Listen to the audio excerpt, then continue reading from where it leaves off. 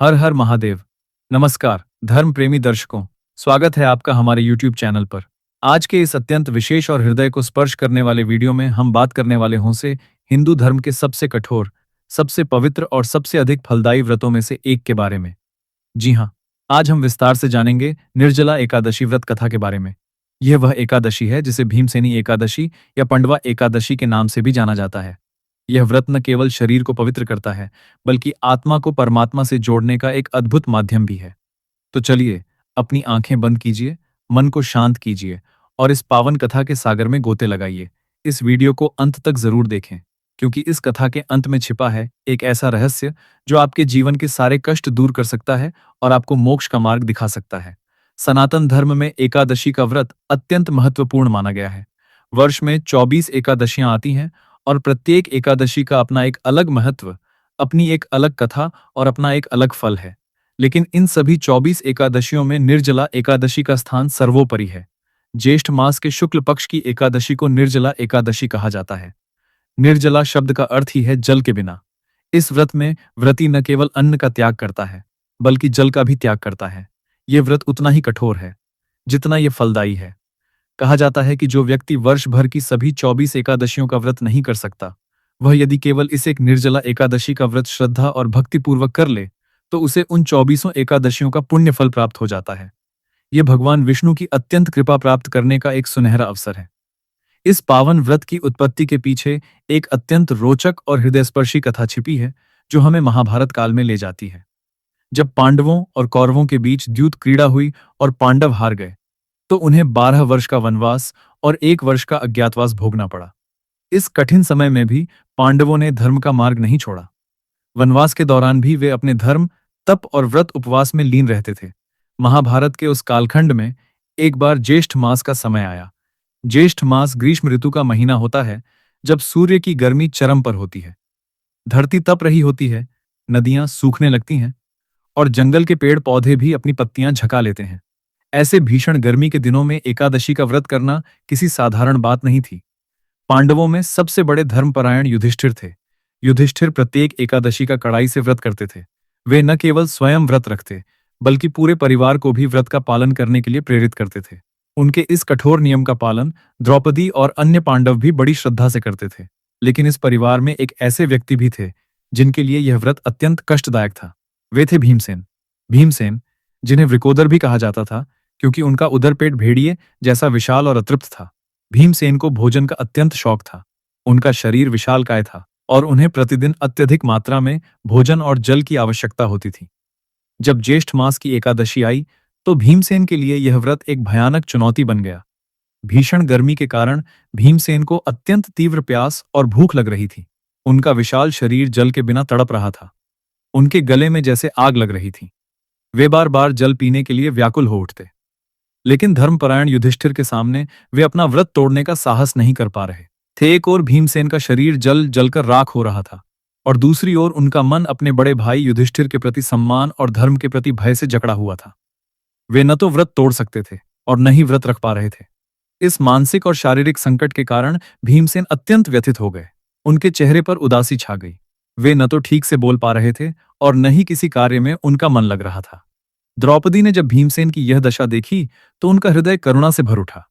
वे जानती थीं कि भीमसेन के लिए जल के बिना रहना मृत्यु के समान है। द्रौपदी ने युधिष्ठिर से निवेदन किया, हे धर्मराज, देखिए न भीम की दशा। भीषण गर्मी में जल के बिना रहना उनके लिए असंभव है। यदि वे व्रत नहीं तोड़ेंगे, तो उनका शरीर इस गर्मी को सहन नहीं कर पाएगा और उनका अंत हो सकता है। कृपया उन्हें जल पीने की अनुमति दें। युधिष्ठिर धर्म के पुत्र थे।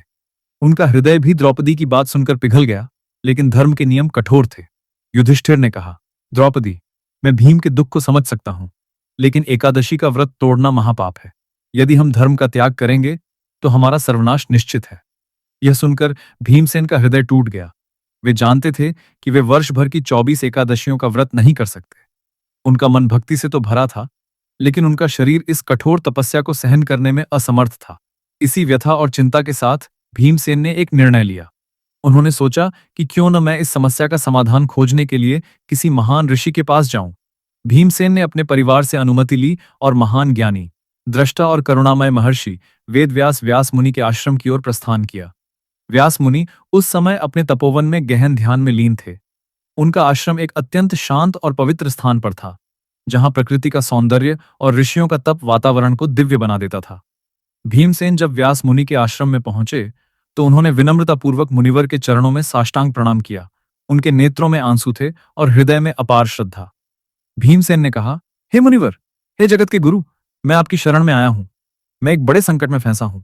मेरे हृदय में भगवान विष्णु के प्रति अपार भक्ति है, लेकिन मेरा यह विशाल शरीर और मेरी प्रकृति मुझे एकादशी का कठोर व्रत करने नहीं देती। विशेषकर इस ज्येष्ठ मास की भीषण गर्मी में जल के बिना रहना मेरे लिए असंभव हो गया है। मैं न तो व्रत तोड़कर पापी बनना चाहता हूँ और न ही व्रत रखकर अपने शरीर को नष्ट करना चाहता हूँ। हे भगवान, मुझे कोई ऐसा उपाय बताइए जिससे मैं बिना कष्ट उठाए भगवान विष्णु की कृपा प्राप्त कर सकूं और एकादशी का पुण्य भी मुझे मिल जाए। भीमसेन की यह व्यथा सुनकर महर्षि वेदव्यास के हृदय में करुणा जागृत हुई। उन्होंने अपनी दिव्य दृष्टि से भीमसेन के हृदय की शुद्धता को परखा और मुस्कुराते हुए उन्हें आशीर्वाद दिया। व्यास मुनि बोले, हे वृकोदर, तुम्हारी भक्ति और तुम्हारी व्यथा को मैं समझता हूं। तुम चिंता मत करो।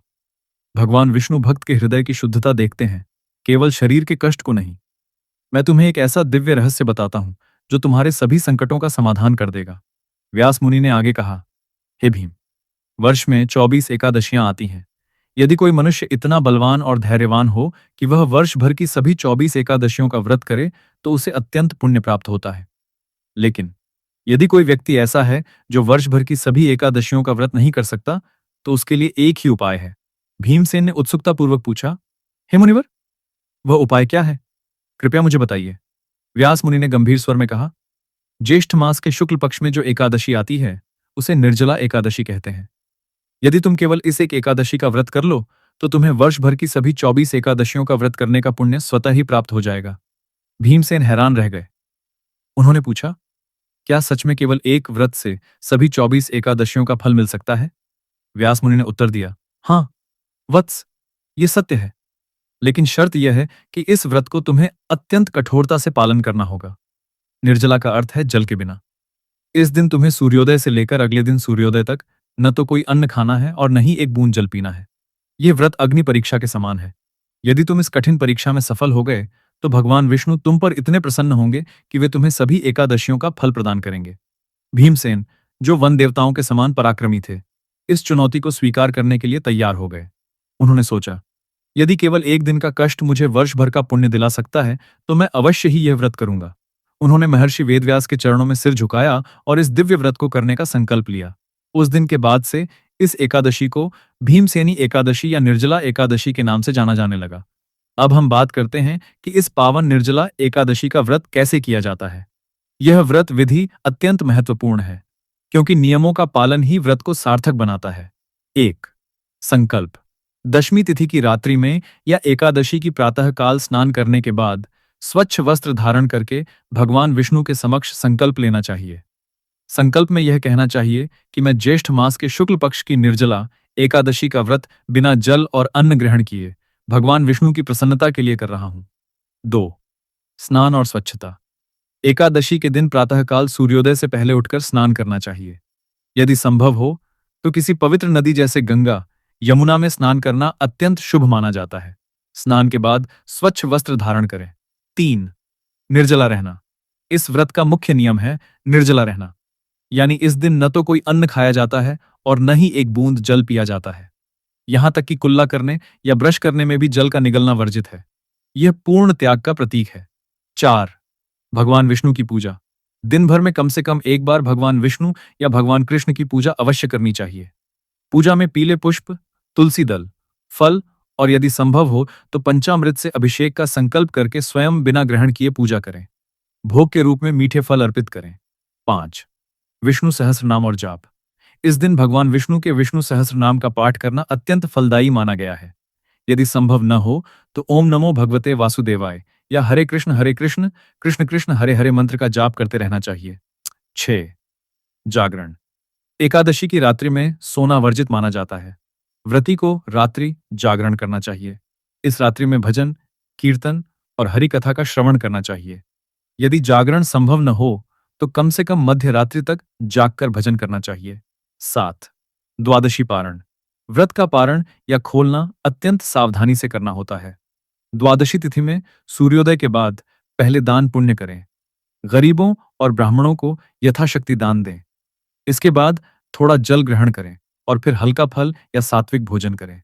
ध्यान रहे, पारण का समय द्वादशी तिथि के समाप्त होने से पहले ही होना चाहिए। महर्षि वेदव्यास ने भीमसेन को इस व्रत के जो लाभ बताए थे, वे आज भी उतने ही सत्य हैं। आइए जानते हैं इस व्रत को करने से क्या-क्या अद्भुत लाभ प्राप्त होते हैं। 1. सभी एकादशियों का पुण्य। जैसा कि हमने कथा में सुना, केवल एक निर्जला एकादशी का व्रत करने से व्यक्ति को वर्ष भर की 24 एकादशियों का व्रत करने का फल प्राप्त होता है। यह उन लोगों के लिए वरदान है जो बीमारी, कार्य व्यस्तता या अन्य कारणों से सभी एकादशियां नहीं रख सकते। 2. पापों का नाश। यह व्रत मनुष्य के जन्म जन्मांतर के संचित पापों को भस्म कर देता है। जो व्यक्ति श्रद्धापूर्वक इस व्रत को करता है, उसके सभी पाप धुल जाते हैं और उसका जीवन पवित्र हो जाता है। 3. आयु और स्वास्थ्य में वृद्धि। आध्यात्मिक लाभ के साथ साथ इस व्रत के शारीरिक लाभ भी अद्भुत हैं। निर्जला रहने से शरीर की विषैले पदार्थ बाहर निकलते हैं, पाचन तंत्र मजबूत होता है और मानसिक शांति मिलती है। यह शरीर को एक प्राकृतिक डिटॉक्स प्रदान करता है। 4. मोक्ष की प्राप्ति। धर्म ग्रंथों के अनुसार जो व्यक्ति इस व्रत को विधि विधान से करता है, उसे अंत में वैकुंठ धाम की प्राप्ति होती है।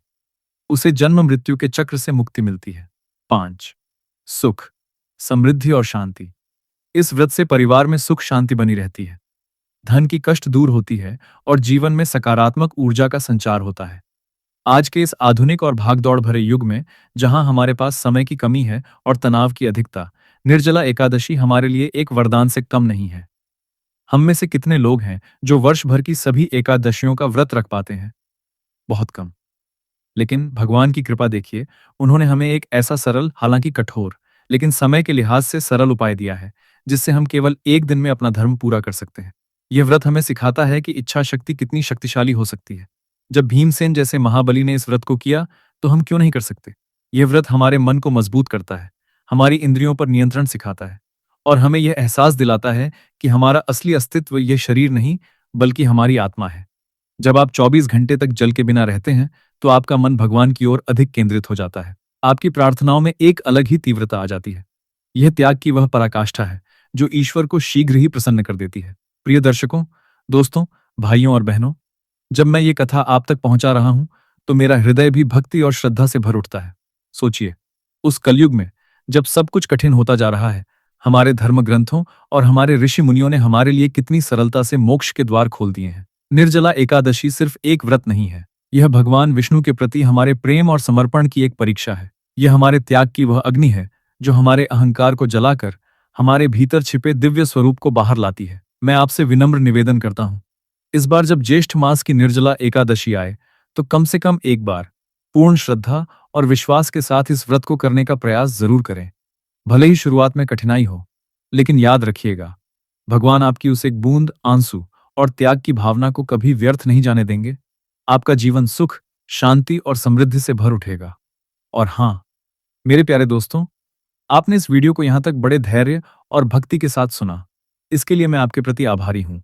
लेकिन मेरी एक छोटी सी, हृदय से निकली हुई गुजारिश है।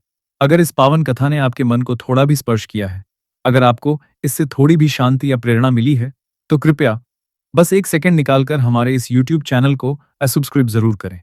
यह सब्सक्रिप्शन केवल एक बटन दबाना नहीं है, यह एक संकल्प है।